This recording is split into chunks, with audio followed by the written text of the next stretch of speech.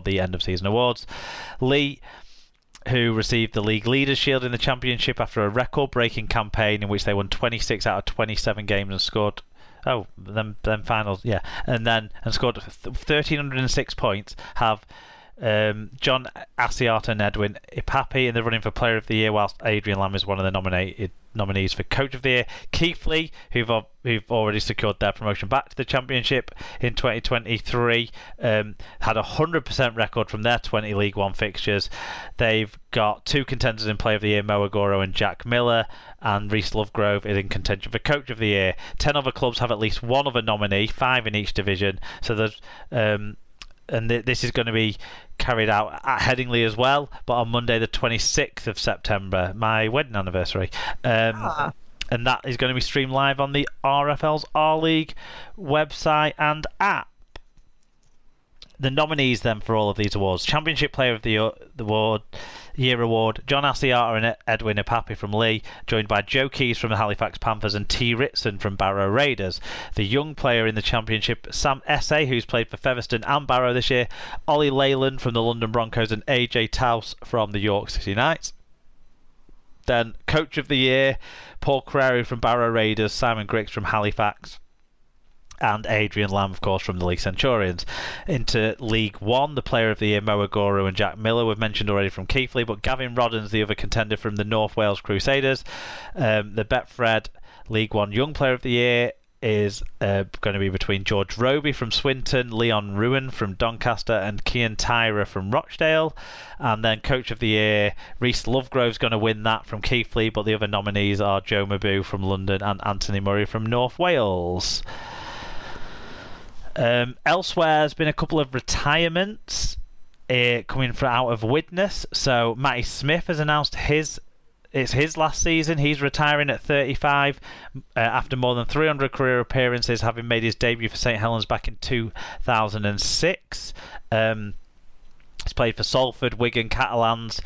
When did he play for Catalans? Warrington and Widnes. I can't remember him playing for Catalans. Yes, he did. Did he? Yeah. Crusaders as well he played for, didn't he? But he also earned international honours with England, winning 4 caps between 2014 and 2015. He won a Man of the Match in a Challenge Cup final as well, didn't he, for Wigan in his time there, which was the most successful period of his career, you have to say. And then also from Widnes, also a player who made his professional debut for St Helens in 2006, Stephen Tyra has announced his retirement at 33 after more than 250 appearances in his career. He has also appeared for Widnes, Crusaders, and Halifax, where he had most of his career, I think, really. He scored 115 tries and 770 goals there, scoring 2,000 points for Halifax. He's the second highest point scorer of all time at that club. Wow. So that's 2 players retiring. Joey Laylew, Mark Corella and Jonathan Ford have all put pen to paper on new deals with Featherstone for next year, regardless of what league they are in. So the fact that they'll still be in the Championship next year hasn't put them off staying. Bradford Bulls have confirmed that Captain Steve Crossley will leave the club at the end of the current Championship campaign. The Bradford-born forward brings a total 14-year association with the club to the end, and he has not had very nice things to say about the way the club is being run at the moment in his sort of parting message to the club, it seems. Then Jared Samet has signed a new 1-year deal with Barrow in the Championship. Yes. League One playoffs, it was Rochdale 38, Oldham 24, North Wales 12, Doncaster 36. I think Rochdale have confirmed that. I think they've confirmed that Gary Thornton's going to stay on as their permanent head coach. He had been in that role temporarily, but he's guided them through to the playoff semi-finals. So, they've appointed him on a permanent basis. Excellent. Shame that North Wales' run's come to an end there. They've had a really good season, but the sort of second half of the season not quite as consistent as the first half of the season, obviously, and Doncaster caused, I guess, an upset there on the road. Yeah. And in the NRL, it was finals week 1. and it finished the Panthers 27, the Eels 8, the Storm 20, Raiders 28, the Sharks 30, the Cowboys 32, and the Roosters 14, the Rabbitohs 30.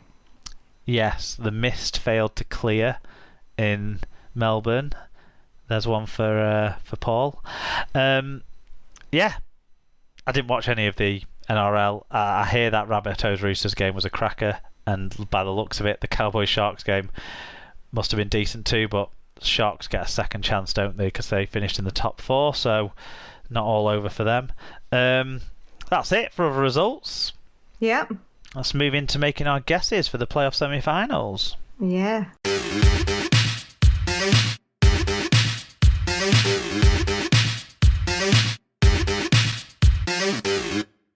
Okay, Sarah, it starts on Friday night, 8 p.m. on Sky. Wigan hosting Leeds. Let's talk a little bit about selection stuff for this one. We don't have the squads yet, but we do know a few things. So Rowan Smith has confirmed in his pre-match press conference that Ash Hanley and Morgan Gannon are out. Hanley obviously hasn't recovered from that lower leg injury he picked up in round 27 of the Super League season, and Gannon had the HIA. Aidan Caesar, he's a doubt. Mikolai Alejki is apparently touch and go with that shoulder injury we mentioned before, but Harry Newman looks like being available. David Fusatu'a, he's 50-50 as well. That's an interesting one, especially because for some reason the Super League fantasy website wouldn't let me sign Tom Briscoe. So I had to sign David Fusatu'a because I knew that he could play, whereas Hanley won't play. Interesting. Do they know more than you do? I don't understand why he wasn't there as an option, but he wasn't. So I checked if they'd put him as a centre or something instead, but I couldn't find him. Anyway, it might just be me. But in terms of the Wigan side of things, the main injury doubt, because we know Liam Farrell won't be fit to play. We already talked about that last week. The main injury doubt is over Cade Cust for Wigan. Matty P seemed to be edging to more towards Cust won't play, but he said that that can still change. So it seems like the injury that he picked up, the arm injury, isn't a significant structural injury, so there's no significant damage there, but it's still causing him a lot of pain. So at the moment he can't run through the plays without feeling pain, and if that's going to stay being the case, he won't be played. It'll be Smith and Luluai in the halves. Sam Powell will be returning from injury though, it seems like, so that's a positive for Wigan in that regard. So the other thing about Leeds as well is they appealed their challenge. They appealed the decision on the challenge that they made of Reece Martin's charge last week, where he was given an extra game ban for his charge being frivolous. Basically, because my understanding is Leeds didn't actually present anything reasonable to say why he shouldn't have been banned. I don't know, but that's the sort of guess I'm making, because I didn't understand the decision at the time, but it seemed a harsh one. But anyway, they've rejected that. They said there was no grounds to overturn the decision that the Operational Rules Tribunal made last week on Reece Martin, so he will miss this week, and that's a blow, obviously, for the Rhinos. Yeah, I mean, I think it was a really harsh ban, and because yes, he did make contact, but I think it bounced up into. I just think it was mellow, weren't it? I just don't think it was a particularly robust tackle. I think it was direct, but it wasn't like strong. Yeah, but I don't see how you can say it was a frivolous challenge. Yeah, this is the problem with not really knowing what was put into the challenge, I suppose, isn't it? Yeah, I guess maybe, yeah. But I just feel like if they thought they were just making the challenge on the basis of trying to make sure he was available for the Catalans game, but obviously it's backfired on them. Yeah, like Harry Newman screaming in the referee's face, I feel like I can see why that would be more a frivolous challenge, because that was like blatant and everything else. But I find it very difficult, this distinction of, like when there's a tackle, because it is arbitrary, because the referee didn't see it in the match and all the rest of it. Like, to me, therefore, it is a little bit more unclear. and to say, well, actually, we don't think that that is a high tackle or a dangerous tackle or warrants that. I don't think, to me, it wasn't so clear cut that I say absolutely categorically that's a terrible tackle. Yes, of course. What charge did he get? Did he get a grade A? I think he got a grade A, didn't he? I thought it was a grade. I thought it was more than a grade A, but maybe I'm wrong. I'm gonna see if we can read the notes on the details of it. So it was a grade A he got. Right.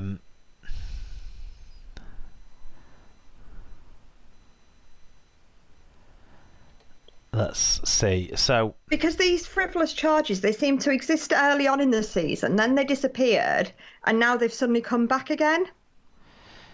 Yeah. I don't understand why they called it. It sounds like they turned up with clips of instances that they thought were similar. Right. I don't think it helps that they maybe turned up with a clip that was from a game that they'd played themselves. I think that doesn't necessarily work in your favour. And they also went into it pointing out that there was no on-field action taken. I don't necessarily think that's a very strong case in point when you go into the match review panel. To the operational rules tribunal, because they're there to assess the incident rather than the match officiating. But what they've said is that a caution cannot be administered in his case because Reece Martin already had a disciplinary record that went against him, so that was already an aggregating factor. They had to give him a match ban. Yeah. But I've never seen that before, that you couldn't give a player a caution if they've already had a ban for a similar offence. I'd never seen that before. I didn't know that. Yeah. No. But they've put that his argument really amounts to no more than a plea for some leniency, as opposed to an exercise in applying the rules and laws of the game. That's why they decided it was frivolous. Yeah. Which you can kind of understand to an extent, because it does feel like he only appealed it because, if you know what I mean. But it does feel it still felt harsh, and it still feels a bit harsh. But anyway, he hasn't got any more of a ban. That's fair to say.